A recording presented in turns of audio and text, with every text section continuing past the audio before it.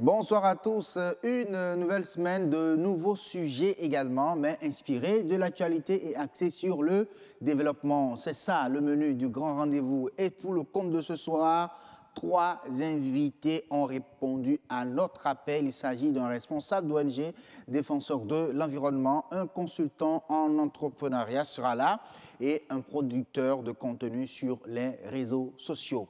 Mesdames et messieurs, oui, avant bien sûr de les recevoir, la météo d'abord.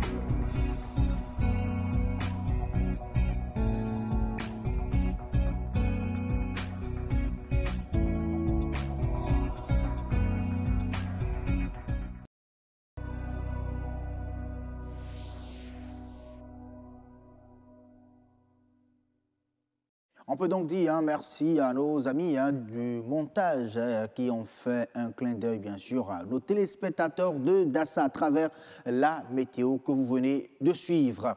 Le grand rendez-vous ce soir célèbre une victoire. Oui, bien sûr, une victoire. Il s'agit de celle des défenseurs de l'environnement qui ont lutté pour l'assainissement, je dis, du lac de Logozoré. Des années de crimes qui vont certainement prendre fin suite donc à cette lutte. Nature et bien-être en parle ce soir. Les jeunes entrepreneurs africains se réunissent à Cotonou pour réfléchir à comment impacter le continent à travers leurs initiatives. Restez avec nous, mesdames et messieurs, pour savoir comment financer son idée, tout simplement. Et là, à retenir, tout n'est pas vrai sur les réseaux sociaux, et pas du tout. D'ailleurs, même ce n'est même pas une information, vous en êtes tout à fait au courant, vous le savez déjà. Mais comment distinguer l'information de l'intoxication? C'est à cette question que nous allons répondre dans un instant sur Autant Savoir. Et puis, le grand rendez-vous, c'est également le journal, et ce sera tout à l'heure à 19h45. Estelle Pazou, déjà en place, bonsoir. Bonsoir à vous, Assio. On se retrouve dans moins de 45 minutes pour le journal. Dites-nous déjà le menu principal de cette édition. Alors, la gastronomie durable est un choix de sécurité alimentaire. Elle participe aussi du maintien écologique. Une enseignante-chercheur à l'université d'Abomey-Calavi nous en livre les enjeux. Le poisson séché utilisé pour assaisonner les plats est toujours d'actualité. Dans les marchés, ce sont les femmes qui en vendent et c'est également les femmes qui ne peuvent plus s'en passer. Et puis, entre le fanatisme des hommes pour le football, l'attachement des femmes à leur feuilleton et l'amour des enfants pour les dessins animés, comment les ménages arrivent-ils à gérer cette Coupe du Monde? Restez avec nous pour la réponse. Ah ben là, c'est un très bon sujet, ça, la Coupe du Monde dans les ménages. Ah oui, ça déménage carrément, n'est-ce pas, Estelle Pazou? Non, ça ne déménage pas. Pas chez vous? Ça ne déménage pas du tout à Siom. En tout cas, il sera question de ça tout à l'heure dans le journal. C'est dans moins de 45 minutes, chers téléspectateurs. Avant, bien sûr, de vous retrouver, Estelle Pazou, nous allons continuer avec les plateaux de cette édition du Grand Rendez-vous. Et tout de suite, c'est Nature et Bien-être.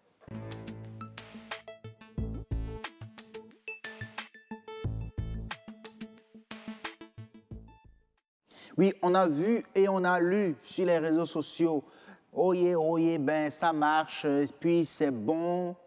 Surtout, ces cris de joie venaient tout simplement des défenseurs de l'environnement. Pourquoi? Parce que, oui, ils ont eu réponse à leur appel, parlant bien sûr de ce crime écologique qui a donc lieu à Logosokhe. Nous allons en parler dans un instant. Suivons tout à l'heure. Suivons tout de suite même cette conférence de presse qui fait le point du parcours de ces défenseurs de l'environnement dans cette lutte. Regardez.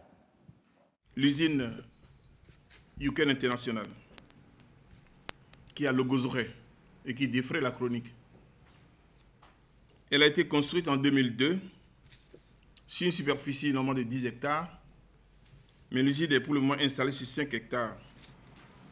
Elle a démarré ses activités en 2003, dans le cadre de l'appui du gouvernement chinois au projet de développement de la filière du manioc, qui a été initié par notre pays en 2001. Logosokhe, comme vous le savez, se trouve dans la commune de Sabalou. Ce projet de fabrication d'alcool à base de cossettes de manioc n'a pas été soumis à l'étude d'impact environnemental et social. L'activité principale de cette usine est la transformation de cossettes de manioc en alcool avec l'ajout de quelques enzymes et levures dont il nous est difficile pour le moment de connaître la nature exacte puisque les promoteurs ne nous ont pas laissé la main. Normalement, cette usine devrait réaliser une étude d'impact environnemental et avoir un certificat de conformité environnementale, ce qui n'a pas été le cas. Voilà pourquoi, dès que nous avions appris et on a reçu des plaintes, on les a soumis aux audits. À travers ce point de presse, le ministère du Cadre de vie et du Développement durable veut rassurer les citoyens de la veille environnementale en place dans notre pays pour l'assainissement de notre cadre de vie. Nous tenons à dire à nos populations que les tests réglementaires, les outils sont mis en place et sont en cours de renforcement pour garantir, suivant les articles 27, 28 et 29 de notre Constitution, un environnement sain à chaque citoyen. Oui, ça on le sait. Bon, en tout cas, on vient en plateau avec M. José Adossou Bojrenou. C'est vous qui poussez des cris de joie en fait face à ce crime écologique, à cette lutte. On dirait que c'est presque gagné, c'est ça? Et nous n'allons pas dire que c'est gagné, mais nous avons une fois encore l'occasion de remercier le gouvernement qui a à cœur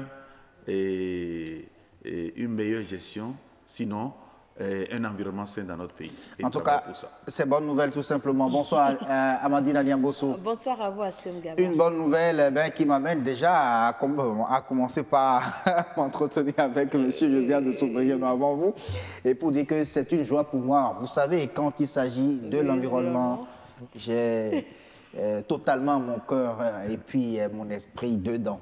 C'est une joie pour vous et je crois que la joie elle est partagée par tous les Béninois parce que c'est sur ce plateau on a eu à dénoncer ce crime écologique et voilà, le gouvernement a pris certaines dispositions.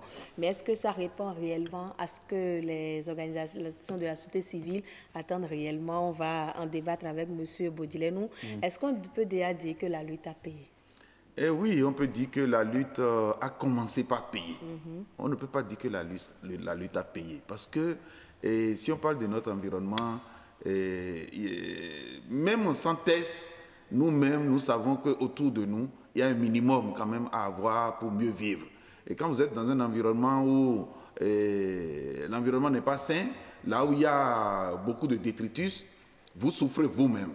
Mais dans un pays responsable, où des réglementations ont été prises depuis des années. La loi 4 sur l'environnement date des années 99. Ça veut dire que tout ce qui arrive après devrait se baser sur ce que la réglementation demande. Voilà une usine qui a été mise en place dans les années 2002, quelque chose comme ça. Oui. Mais les tests existaient avant. Oui. Mais ce que disaient les tests, ça n'a pas été pris en compte. C'est-à-dire, pour toute activité industrielles, surtout industrielles, mais encore les activités non industrielles sont soumises à certaines études, mais pour des activités industrielles, quelle que soit l'origine, il est prévu que des études d'impact environnemental soient réalisées. Ça, c'est un. Après les études, c'est qu'il faut que les études soient validées par l'agence, par l'ABE, mais c'est que dans le processus de la validation de ces études, après, il est organisé même ce qu'on appelle une audience publique pour que, en fonction de l'envergure de l'étude, que les populations qui seront directement impactées puissent donner leur mot. Même sans savoir les détails de ce qui va arriver, les populations doivent dire nous sommes d'accord. Parce que, quand on parle d'une usine, c'est d'abord des emplois. Voilà. Ça apporte une valeur ajoutée. Oui. Voyant seulement les emplois, tout le monde dit nous sommes d'accord. Oui. Les plus éveillés peuvent aller un peu plus loin et savoir est-ce que ça n'aura pas d'impact négatif et autres. C'est pour cela qu'il y a des études. Et maintenant, quand on fait l'audience publique et les populations donnent leur avis et autres, tout ça là est pris en compte et on réalise un plan de gestion environnementale. Ça veut dire que au cas où il y a problème, voilà comment on doit régler. Oui. Et mais dans le cas d'espèce, on n'a pas du tout. Dans le cas d'espèce, rien n'a été fait. Et le directeur de l'ABE l'a dit tout à l'heure, c'est dit, normalement quand c'est réalisé de cette façon, c'est qu'à la fin, le gouvernement, à travers l'Agence béninoise pour l'environnement ou le ministère en charge de l'environnement, délivre un certificat de conformité. Ça veut dire que tout ce qui est prévu, avant les gens regardaient seulement l'argent, alors que le test a prévu tout ce qu'il faut regarder, c'est le développement durable. Qu'est-ce que ça apporte en matière d'emploi, en matière d'impact négatif, comment on veut les corriger, tout est pris en compte. Aujourd'hui, l'usine est fermée, disons temporairement. Qu'est-ce qui a été fait pour obtenir ce résultat? Oui, ce qui a été fait, je crois qu'il faut d'abord remercier les populations. Vous savez que la société civile a pour rôle de défendre l'environnement, mais surtout de faire la veille environnementale. Et la veille commence d'abord par chaque personne impactée. Vous voyez, l'article 27 de notre Constitution dit que nous avons droit à un environnement sain, viable et durable. Et nous avons l'obligation de défendre cet environnement. Et maintenant, le gouvernement, ça veut dire que les acteurs publics ont le devoir de nous accompagner. Ça veut dire qu'on les oblige à nous accompagner. C'est les tests qui ont dit, ce n'est pas nous qui avions écrit les tests. Et chacun doit jouer son rôle. Je crois que les différents acteurs ont joué leur rôle. D'abord, à féliciter un certain journaliste qui, de passage sur le pont de Logozoré, a senti seulement l'odeur et a écrit. Mais avant ça, il y avait des actions qui se menaient. Les populations dénonçaient, les ressortissants de là-bas parlaient de ça. Mais ils n'étaient pas écoutés. Ils n'étaient pas écoutés. Voilà. Et je crois que tout a payé parce que différents acteurs se sont mis ensemble. Au Bénin, nous avons toujours tendance à dire on a dénoncé. Non, on irait mieux si on prenait les tests et on appliquait, si on disait ce que les tests ont fait. Il suffisait seulement qu'une personne de la communauté impactée allait se plaindre au procureur de la République. Les actions sont engagées. Mais il paraît que les populations l'ont fait à l'époque. Voilà. C'est pour vous dire. Sans réponse également. C'est-à-dire une industrie de cette envergure s'installe dans notre pays sans des études et rien n'a été fait pendant pratiquement une dizaine, quinzaine d'années. Il faut aller comprendre quelque chose. Comment cette usine a été autorisée même verbalement, comment le site a été choisi.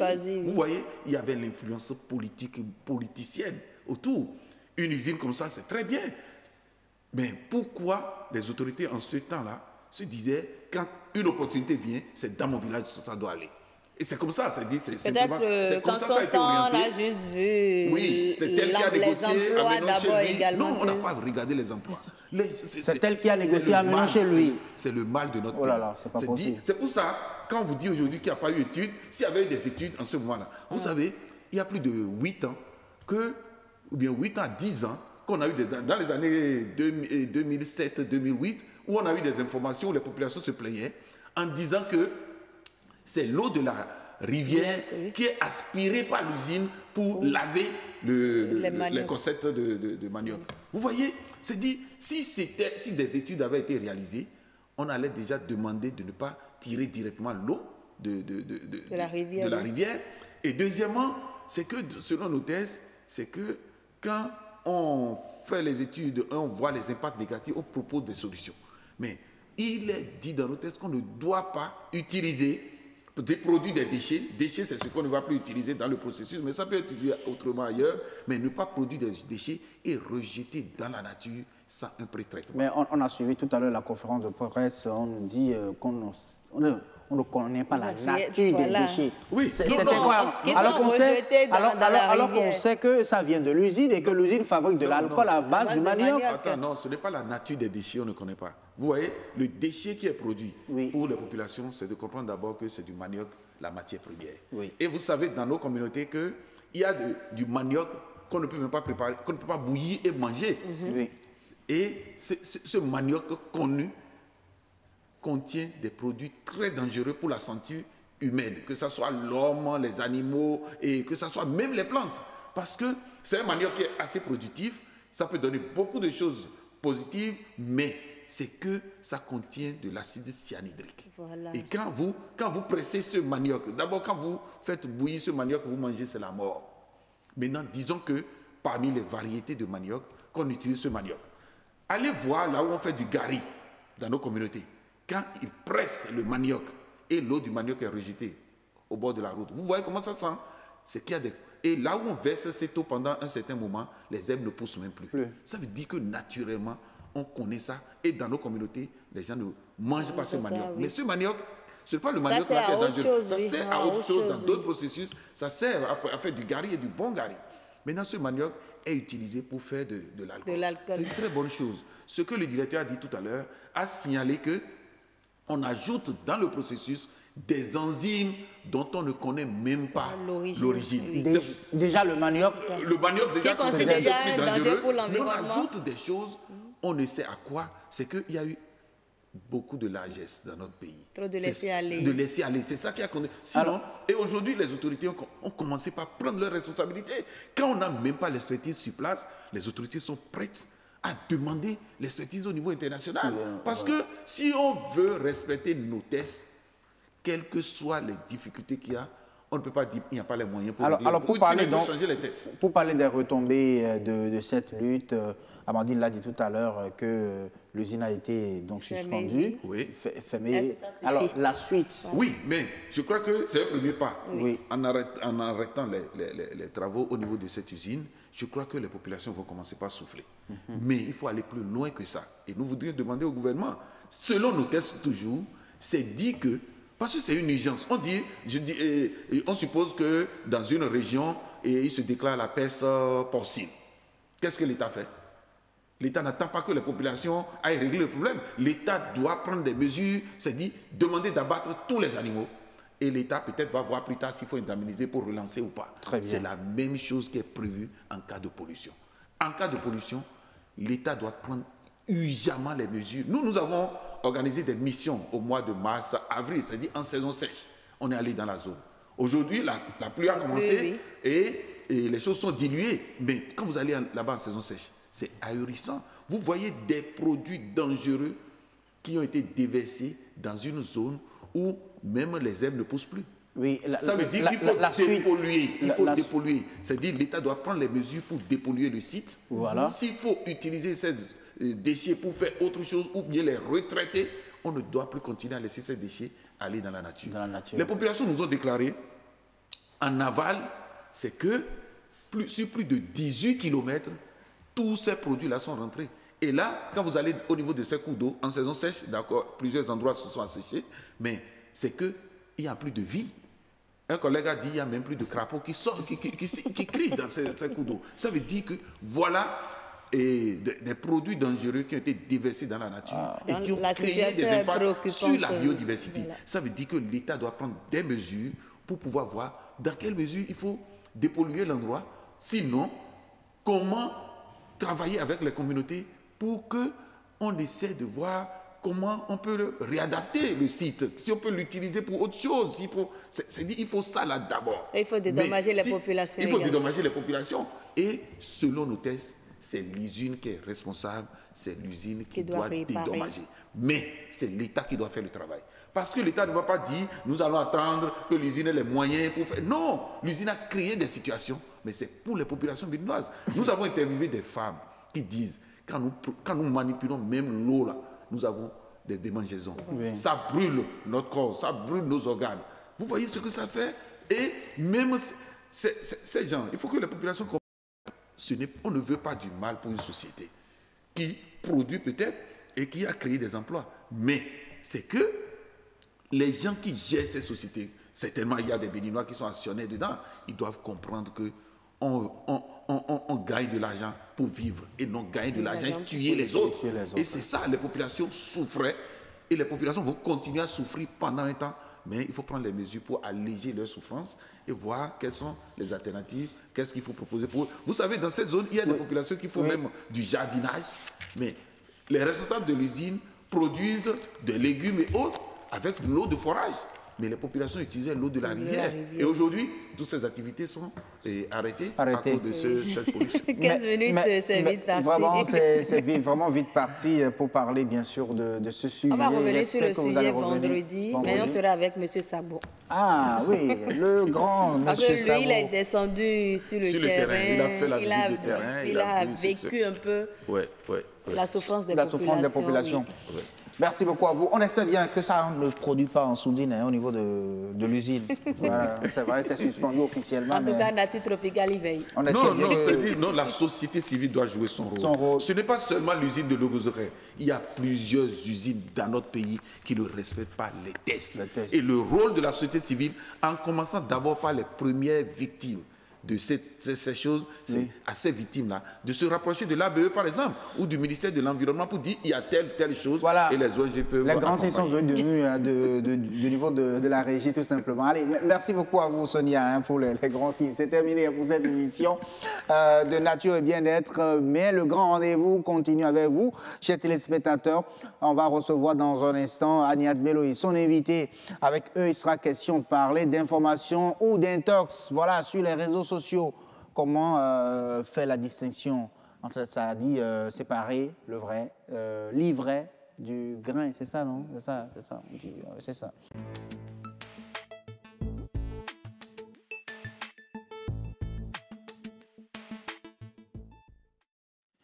Sur les réseaux sociaux, tout n'est pas vrai, tout n'est pas faux. En fait, ce n'est pas une information que je vous donne, vous en êtes conscient tout simplement. L'essentiel, c'est de savoir distinguer l'information de l'intox.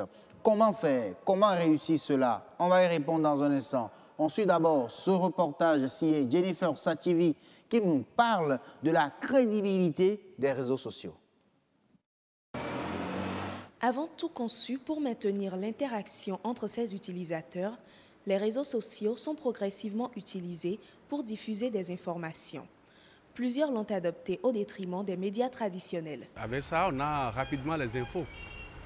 Et quand toi, tu as une information qui est vraiment fiable, tu envoies à ton collègue ou à ton ami qui est loin. C'est plus facile d'accès. Mais avant de partager aussi les informations, on doit aussi essayer de vérifier. Ce que les gens mettent sur les réseaux sociaux, c'est ça, nous mettons en tête. Et quand toi, tu lis seulement, on ventile, sans être informé, sans renvoyer une idée sur la réalité, ce qui se passe, même parce que nous ne suivons plus la télé. C'est comme l'information mobile, parce qu'on bouge avec en même temps. Et sur place, dès que quelque chose se passe, vous êtes informé. L'engouement suscité par les réseaux sociaux est non négligeable. Compte tenu de cela, il se révèle aussi bénéfique pour les professionnels de l'information. Aujourd'hui, les journaux même sont obligés de suivre, les journaux physiques là, sont obligés de suivre l'évolution technologique du monde, de sorte que même s'ils font des supports papier le lendemain, déjà lorsque l'événement se produit en même temps, ils mettent sur leur site. Ils peuvent ne pas tout mettre au moins en tout cas une brève et dire vous aurez la suite dans l'apparition de demain. Les médias en ligne qui existent aujourd'hui et qui ont comme support de diffusion de l'information qu'ils publient sur leur site, les réseaux sociaux, comme WhatsApp, Facebook, Twitter, LinkedIn, des réseaux sociaux de ce genre-là par lesquels les médias peuvent ou plutôt passent leur information. Et donc, quand ils publient par ce canal-là de diffusion de l'information, ça atteint beaucoup plus de personnes. Il faut faire la nuance entre l'information qui provient d'un professionnel des médias et donc un journaliste qui a pris le temps de chercher et de vérifier l'information avant de diffuser et n'importe quel citoyen qui n'a pas véritablement vérifié l'information avant de la diffuser. Afin de réglementer le secteur, plusieurs dispositions sont prises. Le code sur le numérique qui a été adopté il y a quelques jours maintenant permet de réglementer ce secteur-là. Donc on peut dire que nous avons une législation complète. Donc, quand on met le code de l'information, le code sur le numérique ensemble, nous avons tout l'arsenal qu'il faut pour organiser le secteur, les réseaux sociaux, au-delà des réseaux sociaux, les médias en ligne, tout ce qui est Internet. En dehors des réseaux sociaux et du journalisme en ligne, l'entrée en vigueur de la loi portant code du numérique en République du Bénin va aussi permettre de régir le domaine des GSM, l'utilisation de l'Internet, la cybercriminalité, le e-commerce et bien d'autres. Sur les réseaux sociaux, séparer le bon grain de l'ivraie. Oui, l'expression m'est revenue tout simplement. Alors, on vient en plateau pour en parler avec Ali Filéon Abouaï. Lui, il est producteur de contenu sur les réseaux sociaux. Bonsoir. Bonsoir. Merci d'être là. Merci à vous. Un plaisir de vous retrouver sur les réseaux sociaux avec Agnat Bello sur Autant Savoir. Bonsoir. Bonsoir Assom Gaba, mesdames et messieurs, bonsoir chez vous. Nous parlons aujourd'hui des réseaux sociaux, de leur crédibilité, de la crédibilité également du contenu de ces plateformes. Et oui, Assom Gaba, on n'en parle pas toujours assez, mais on s'est de plus en plus rendu compte que sur les réseaux sociaux, il y a un peu de tout. Comment pouvoir distinguer la bonne information de la mauvaise information, c'est-à-dire l'intox? C'est parfois un casse-tête inenvisageable. Donc, on en parle aujourd'hui sur ce plateau et on espère qu'après, les téléspectateurs seront davantage fixés sur comment s'informer véritablement avec les réseaux sociaux. Adé Filéon, merci d'être avec nous sur ce plateau. Merci à vous. Alors, je rappelle que vous êtes producteur de contenu sur les réseaux sociaux, mais vous êtes également web activiste, donc vous êtes tout le temps en interaction sur les réseaux sociaux. Est-ce qu'il vous arrive de tomber sur une intox et de la consommer comme étant une bonne information? Merci. L'intox, aujourd'hui, fait partie du quotidien des réseaux sociaux, malheureusement. Il m'arrive souvent de tomber sur des intox, mais en personne avertie, j'arrive souvent à distinguer le bon grain de l'ivraie. Justement, vous allez partager avec nous votre astuce, mais avant cela, comment est-ce que vous définirez l'intox? Comment est-ce qu'elle se présente? Merci. L'intox, c'est tout simplement de la désinformation. C'est une mauvaise nouvelle postée sur les réseaux sociaux en vue de semer la confusion dans l'esprit des lecteurs ou tout simplement de les manipuler. D'accord. Vous faites mauvaise nouvelle, ça peut être également une bonne nouvelle, mais qui est fausse. Quand je parle de mauvaise nouvelle, je fais allusion à la fausse information. Oui. Parce qu'on peut dire par exemple que M. Abouaï est devenu milliardaire. Ah, mais ça c'est vrai. Comment il a pu devenir milliardaire? Et puis on le dit comme ça, mais c'est une bonne information. Tout dépend. On ne dirait pas que c'est une bonne nouvelle tout de suite, parce que ça peut me créer des problèmes. Je peux me faire braquer. Ça c'est vrai aussi. Ça c'est vrai. C'est relatif. Alors donc pour vous, ce qui constitue véritablement l'importance au niveau de l'intox, c'est qu'on essaie de manipuler. On essaie de manipuler le lecteur. Mais comment est-ce qu'on peut armer ce lecteur à ce qu'il ne soit plus aussi sensible à l'intox? Merci. La crédibilité de l'information sur les médias sociaux dépend en majeure partie de qui émet l'information. Parce que, sur les médias sociaux, il y en a qui sont réputés être des experts en désinformation. Non, mais c'est à force de l'avoir consommé qu'on se rend compte que ce sont des experts en information. Oui, parce que, en fait, c'est des gens qui ont l'habitude de dire, de se dédire. Ils ont une étiquette. Ils ont une étiquette et c'est vrai, ils font toujours des victimes qui n'étaient pas au courant de leur... Il va peut-être falloir un annuaire. Assom Gaba, qu'est-ce que vous en pensez? Un annuaire de personnes sur les réseaux sociaux, c'est-à-dire 100 personnes ici, c'est de la désinformation. Mais écoutez, ils peuvent toutefois venir sous des pseudos. Des pseudonymes, donc ce n'est pas gagné. Oui, c'est pas gagné. Oui. Tout compte fait, je pense que c'est une question de leadership d'opinion, parce que tout dépend de du statut de celui qui émet l'information. Il y a des personnalités assez respectables qui sont aussi présentes sur les réseaux sociaux et qui n'oseraient pas désinformer parce que ce n'est pas bon pour leur image. Donc c'est une question d'image, c'est une question de crédibilité. Et la crédibilité n'est pas simplement l'apanage de ces personnalités-là.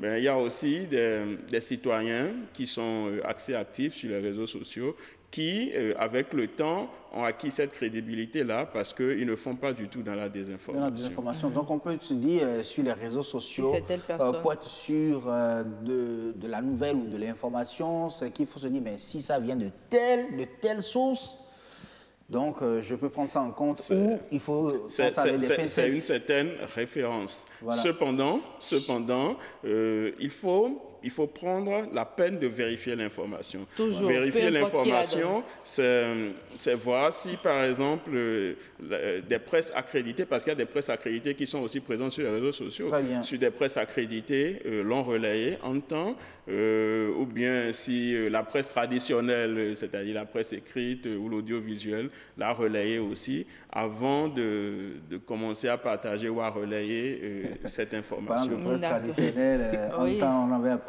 que sur une presse traditionnelle, qu'une personnalité de ce pays s'en est allée. Vous vous rappelez? Et donc, comme quoi, il n'y a pas de taux d'intos zéro. L'information, elle est libre et elle est souvent sujette à l'intos. Bon, oui, mais il faut penser à réduire au maximum l'intos. Oui. D'accord. Avant qu'on ne poursuive, j'aimerais qu'on revienne sur cet aspect. Pendant longtemps, on a dit que certaines sources, justement, n'émettaient pas leurs avis sur Internet. Ça faisait que beaucoup de personnes s'érigeaient en personnes crédibles pour pouvoir partager une information. Dans d'autres pays, quand une information est relative à l'énergie, nous avons les canaux officiels pour informer qu'il y a telle nouvelle information. Est-ce qu'il ne faudrait pas qu'on ait de plus en plus de sources officielles aussi sur le net qui émettent, qui donnent leur avis? Ça pourrait peut-être permettre de contrebalancer la chose. Absolument, il faut des sources officielles, ça rassure. Cependant, on est à l'ère de la démocratisation de l'information, ce qui revient à dire que ces sources-là ne sont plus les seuls détenteurs de l'information. Parce qu'aujourd'hui, vous avez un accident quelque part, vous avez un vol quelque part, tout de suite, des gens prennent des images et puis publient ça sur les réseaux sociaux. Ils n'attendent même pas que la source officielle vienne constater. Donc, ils sont souvent...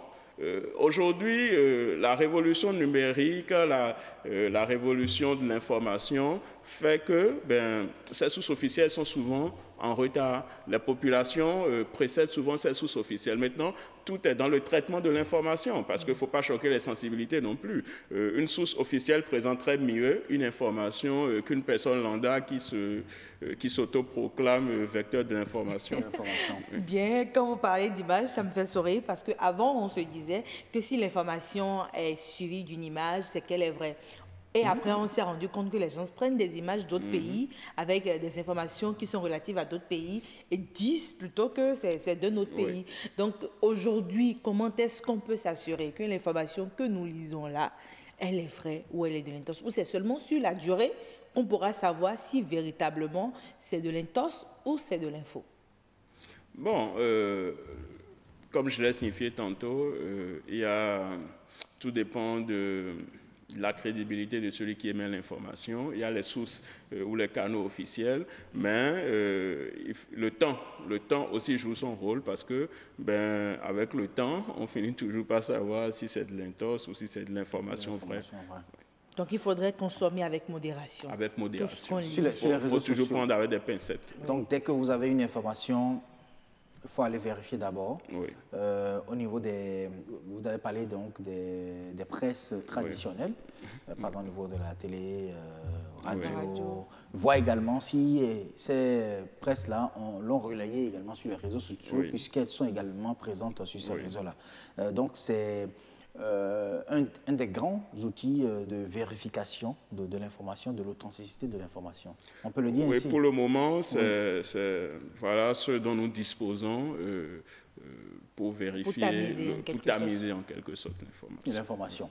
Et donc l'intox zéro, ça n'existe pas? Non, ça n'existe pas. D'accord. Maintenant, pensez-vous que la pénalisation, parce que nous avons un nouveau code depuis déjà quelques jours, pour ne pas dire quelques mois, est-ce qu'avec ce nouveau code, on pourrait avoir une amélioration, pour ne pas dire un atténuement des intenses sur nos réseaux sociaux ici au Bénin? Merci.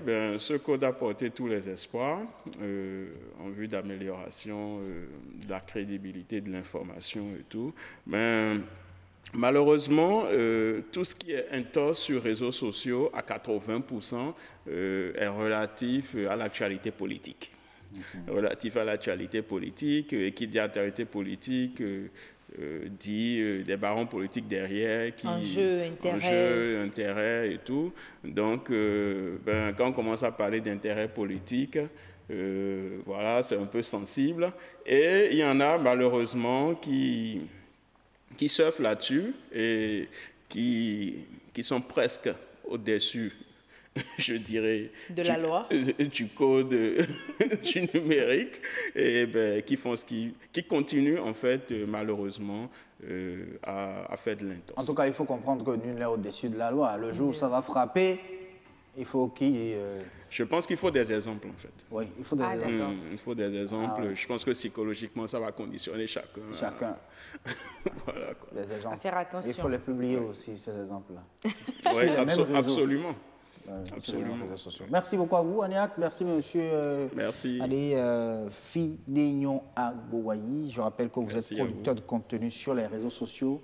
À très bientôt. Merci. Sur Autant Savoir. Oui. Alors, avec vous, chers téléspectateurs, ce soir, nous allons continuer, bien sûr, sur les différents plateaux. Le troisième, à présent, parlera, bien sûr, d'entrepreneuriat, de start-up africains qui sont à Cotonou. On en parle. Comment financer son idée en réalité?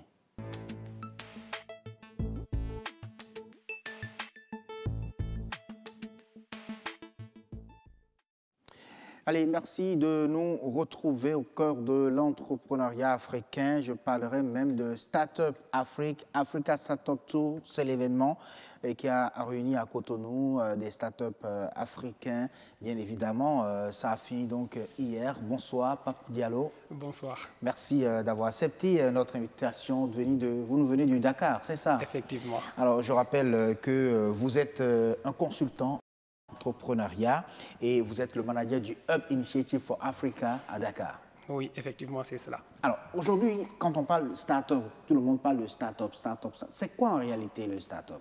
Comment le définissez-vous? Une start-up, c'est quelqu'un qui a une idée de projet et qui est sur le point de le lancer, ou bien qui a une entreprise qui n'a pas encore fait une durée de vie supérieure à 3 ans. D'accord. Donc, il est tout au début, ou soit il a l'idée qui n'a pas encore lancé. Alors, vous pensez qu'avec les startups, vous pouvez donc impacter le continent. Mais comment? Pourquoi? C'est notre ferme conviction.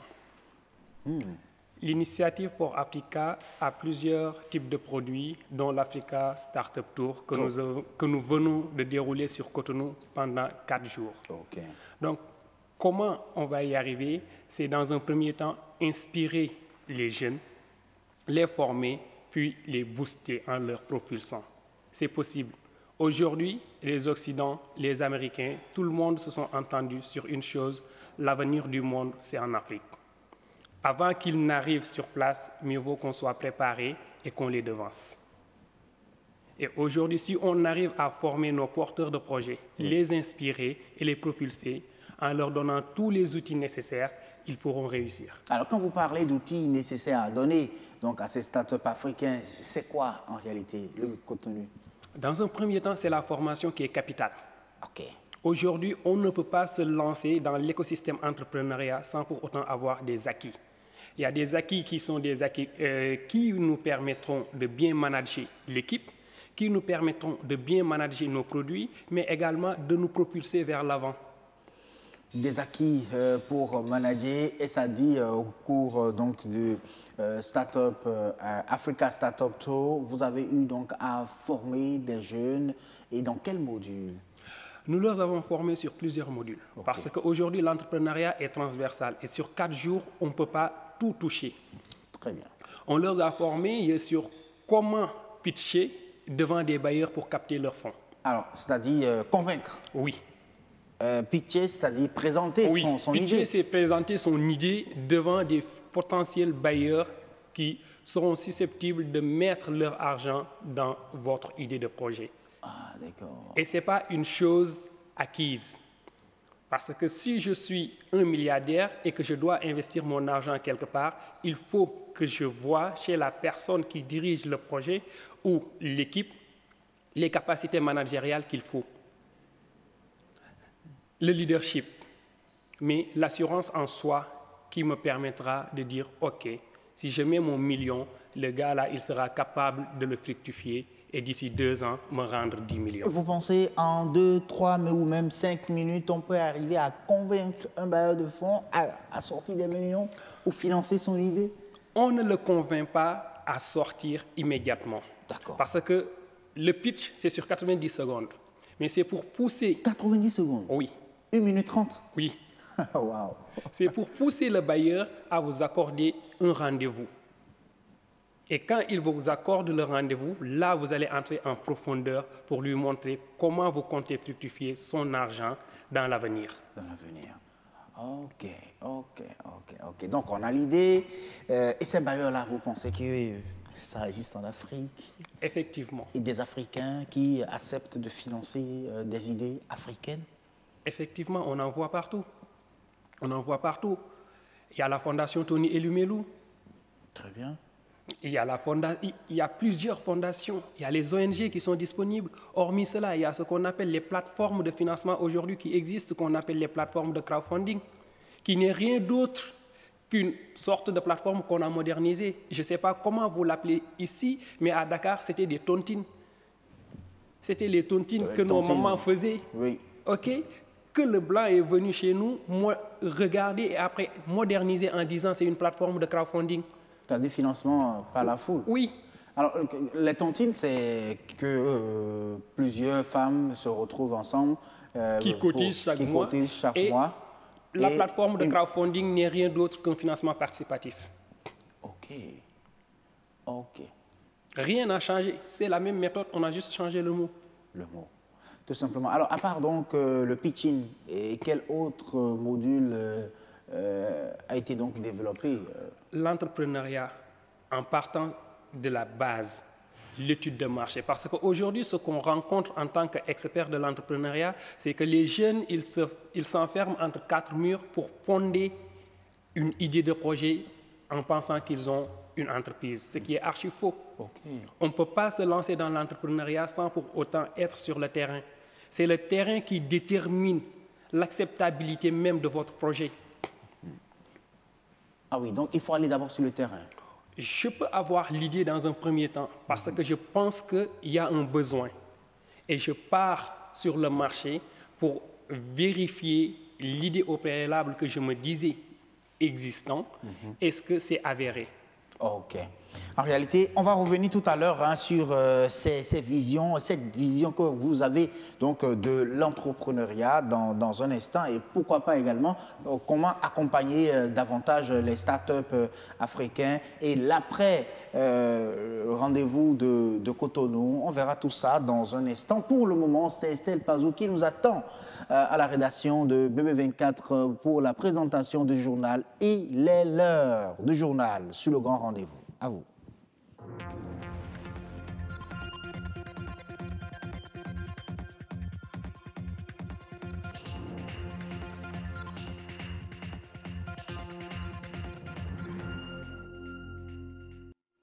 Bonsoir à tous et bienvenue dans cette édition du journal. La gastronomie durable, une expression encore peu familière, mais qui participe de la sécurité et du maintien écologique. Une enseignante-chercheur à l'université d'Abomey-Calavi évoque dans ce journal les enjeux qui y sont liés. Le poisson séché, encore appelé l'enriouin, est commercialisé au Bénin. C'est un type d'assaisonnement que plusieurs femmes préfèrent en lieu et place du bouillon de cube, ceci pour plusieurs raisons. Et puis, comment les ménages vivent-ils cette période de la Coupe du Monde entre le père, la mère et l'enfant qui détient la télécommande? Quel programme a la priorité? Réponse dans ce journal.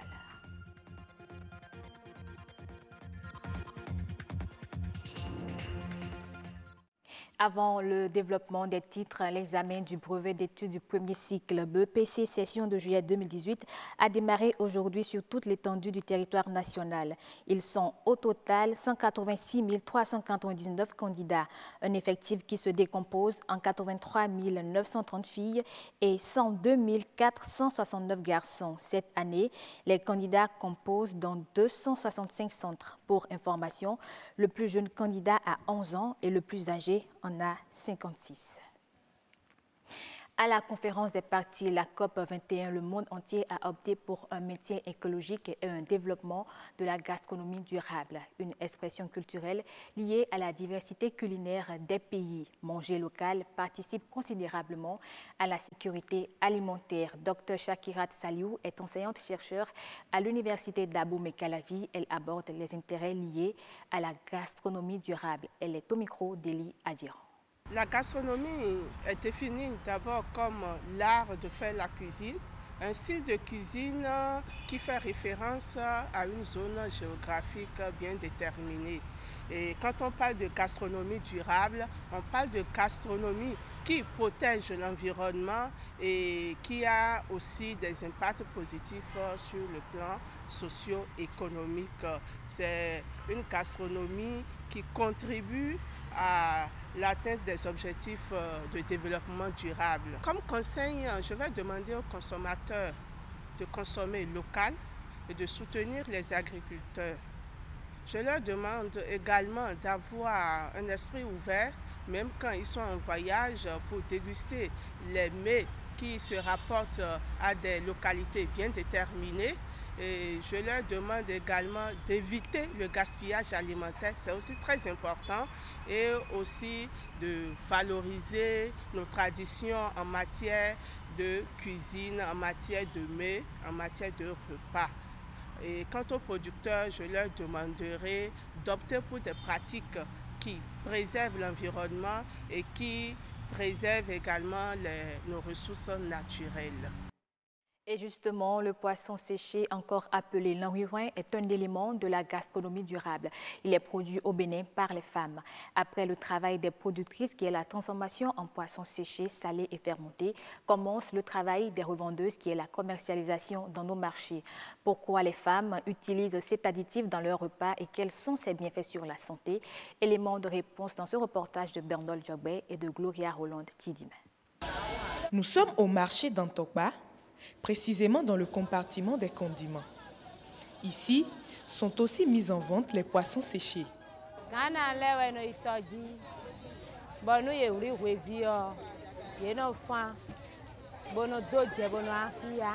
Ce sont les Ghanéennes qui font la transformation et l'on s'en approvisionne. Le languin peut tenir jusqu'à 6 mois. Après, ça n'a plus bon goût. Et le prix d'achat dépend de la taille et du poids des poissons.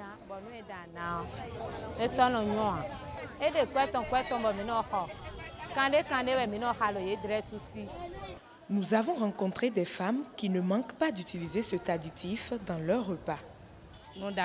J'utilise beaucoup plus le poisson séché. Ces poissons sont indispensables pour la préparation des sauces gluantes. Ça donne un bon goût.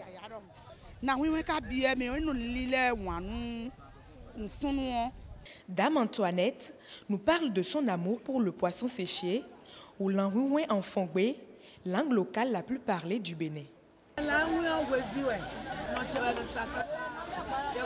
C'est de ma mère que je tiens ce commerce. C'est à cause des jeunes filles qui ne savent pas préparer que les bouillons de cubes nous ont envahis.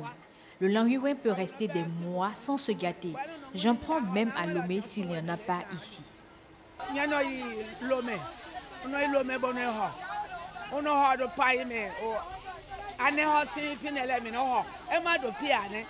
Le poisson séché, du fait qu'il soit salé et fermenté, aurait beaucoup de bienfaits. On sait que les poissons d'habitude sont riches en minéraux, en vitamines, en glucides, en lipides, en protéines. La seule différence se trouve au niveau des acides aminés.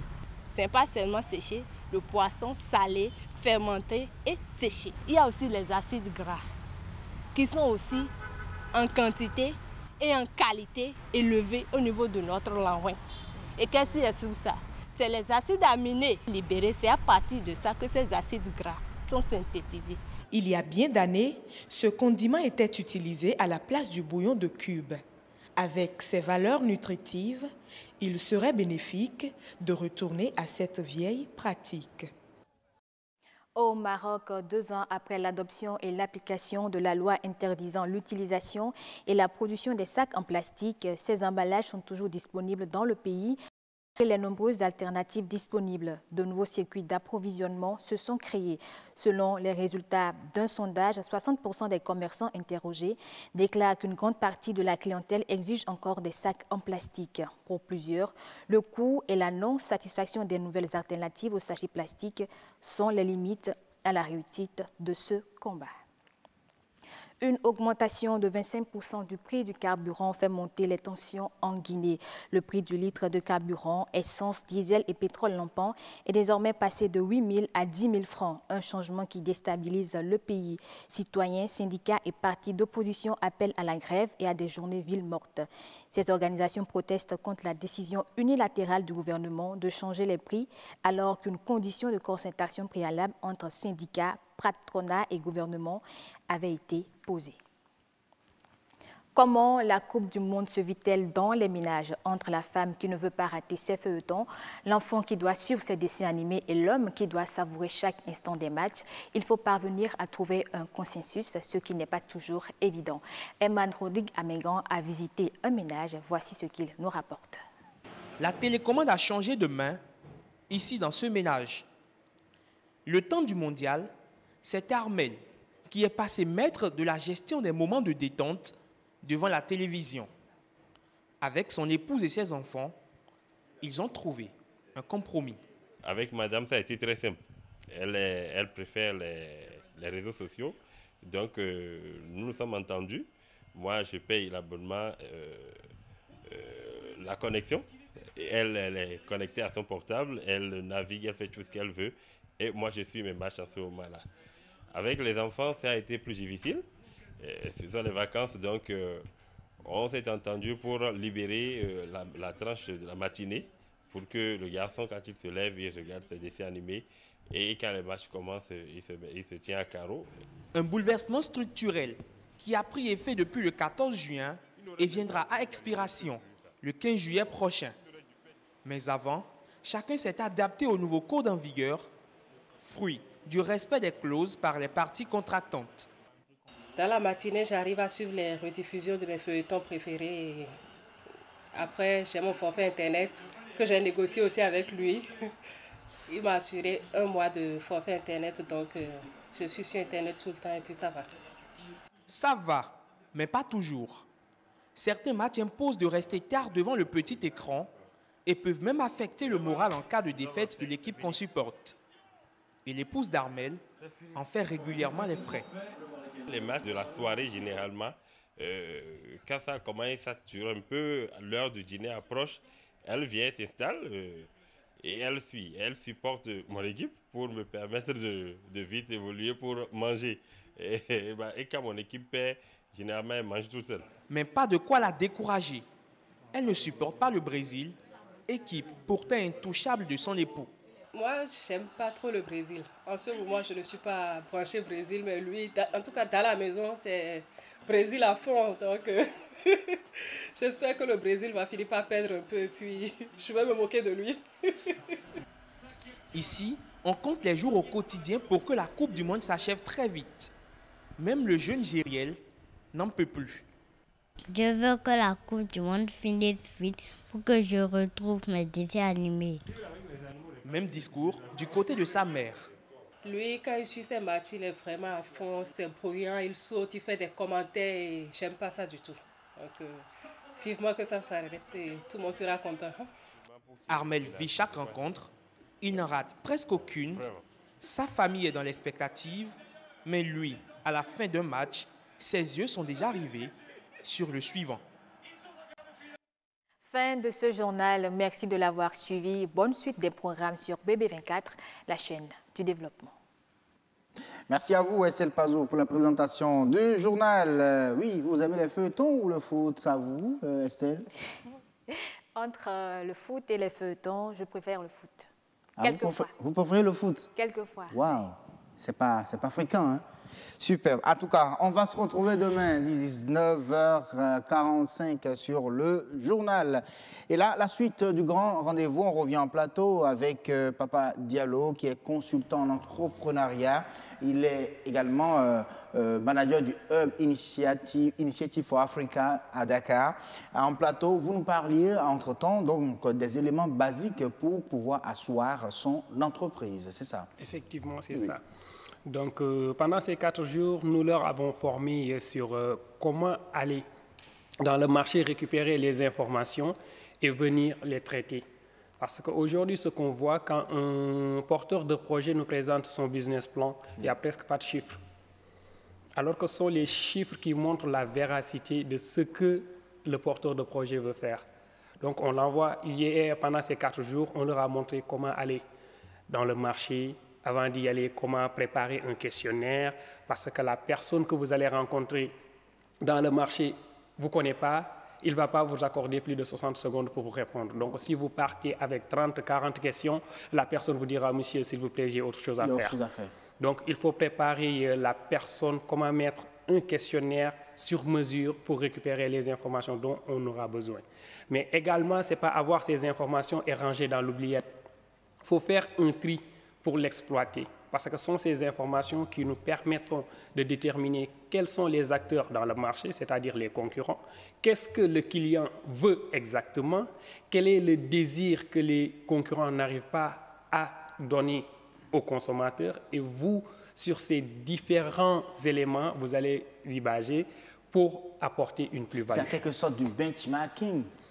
Ou une étude de marché complètement dire. Okay. Oui. Et après ça, on continue sur le modèle économique. On leur a formé sur savoir comment gagner de l'argent. Parce que beaucoup, quand ils venaient, c'était non, produire et vendre.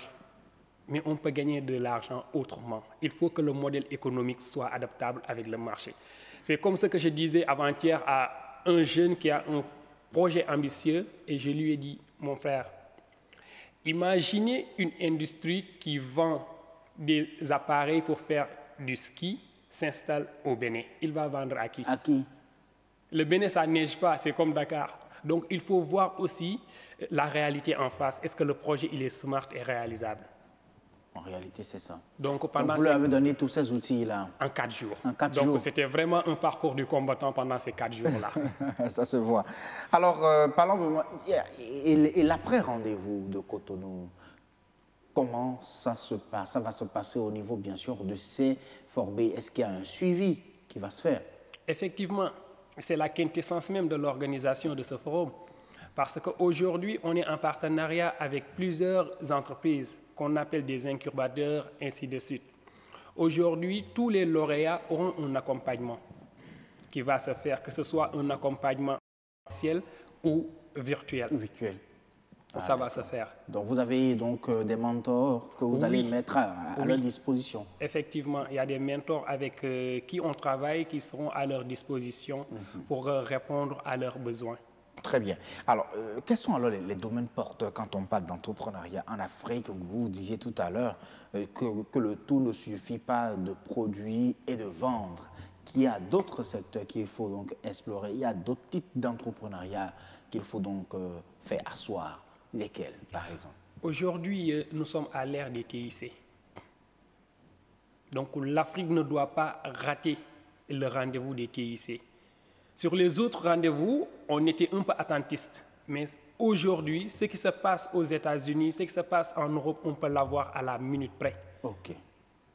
Et nous avons les compétences, donc nous ne devons pas rater le rendez-vous des TIC. Il y a également l'agriculture. Nous avons combien de terres viables qu'on n'a pas utilisées?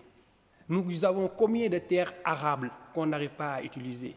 Donc, on peut faire aujourd'hui ce qu'on appelle l'agriculture moderne. Pas l'agriculture que faisaient nos arrière-parents, où il faut 1 hectare et pour l'exploiter, c'est tout un problème.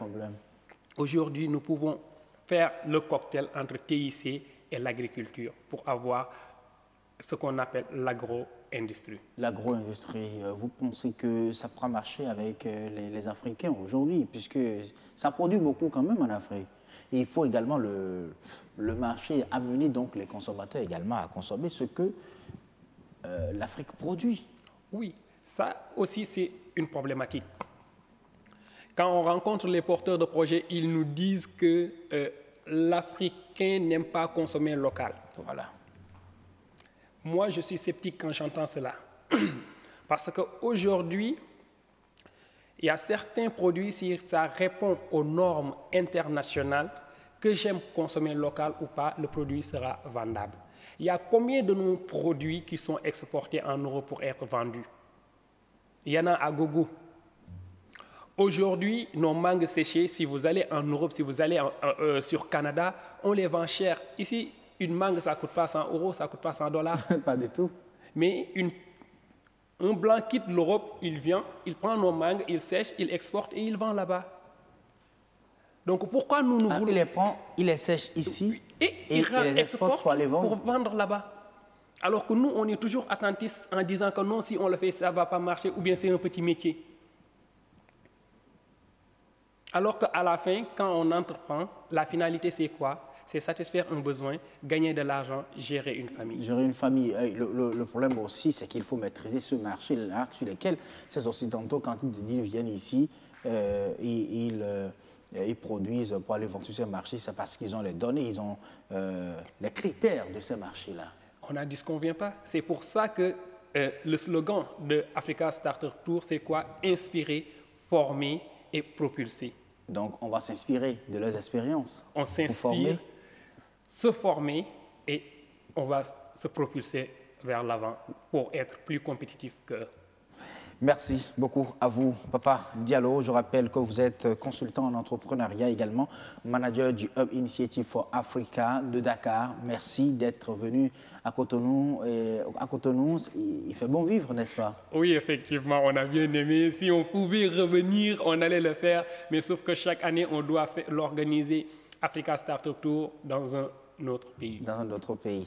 On espère bien vous rejoindre à Dakar, pourquoi pas pour la prochaine édition. Vous serez là. En fait, Dakar a logé la première édition et la deuxième c'était sur Abidjan. La troisième, on est venu sur Cotonou et on va continuer notre chemin. On va penser à d'autres pays. Oui. Pourquoi pas. Allez, merci à vous. Merci à vous, Papa Diallo. Vous restez avec nous le temps qu'on conclut et qu'on aille voir de l'autre côté, en tout cas sur la toile, pour l'actualité, bien évidemment. Ça s'appelle ActuWeb sur le grand rendez-vous.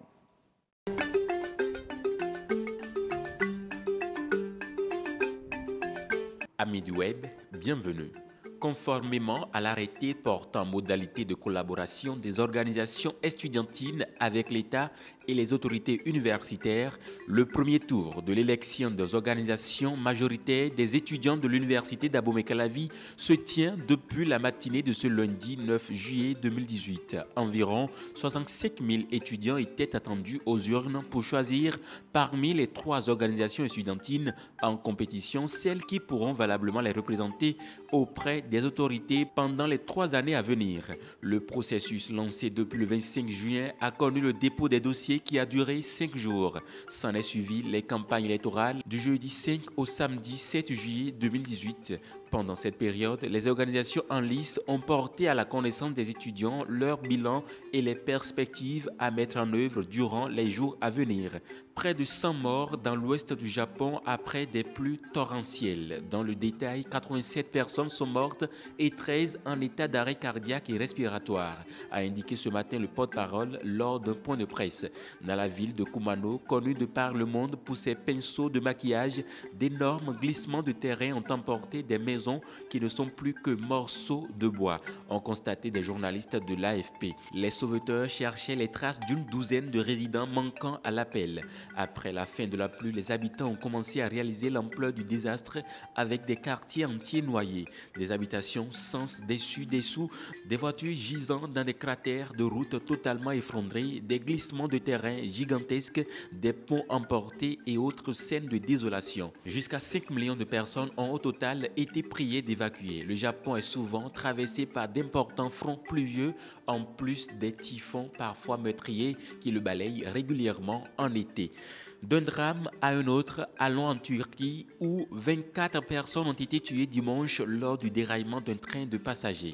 Le train transportant 362 passagers provenait de Capicule à la frontière bulgare et se rendait à Istanbul quand 6 de ces voitures ont déraillé à proximité du village de Sarılar. Selon les médias turcs, 338 personnes avaient été conduites à l'hôpital après l'accident, 124 restant encore hospitalisées.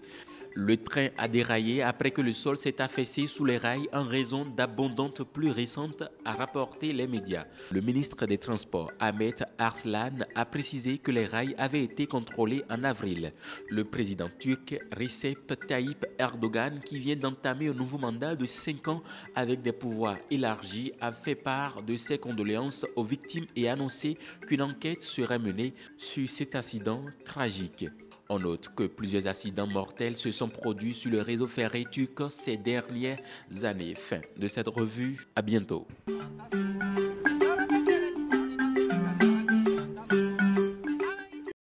Merci à Christelle Abangla pour la collecte de ces informations qui ont fait le menu de ce ActuWeb présenté par Marcel Arrossi. Merci donc en tout cas à celui du duo, à toute l'équipe bien sûr de l'ActuWeb. Le grand rendez-vous, la météo, avant de partir.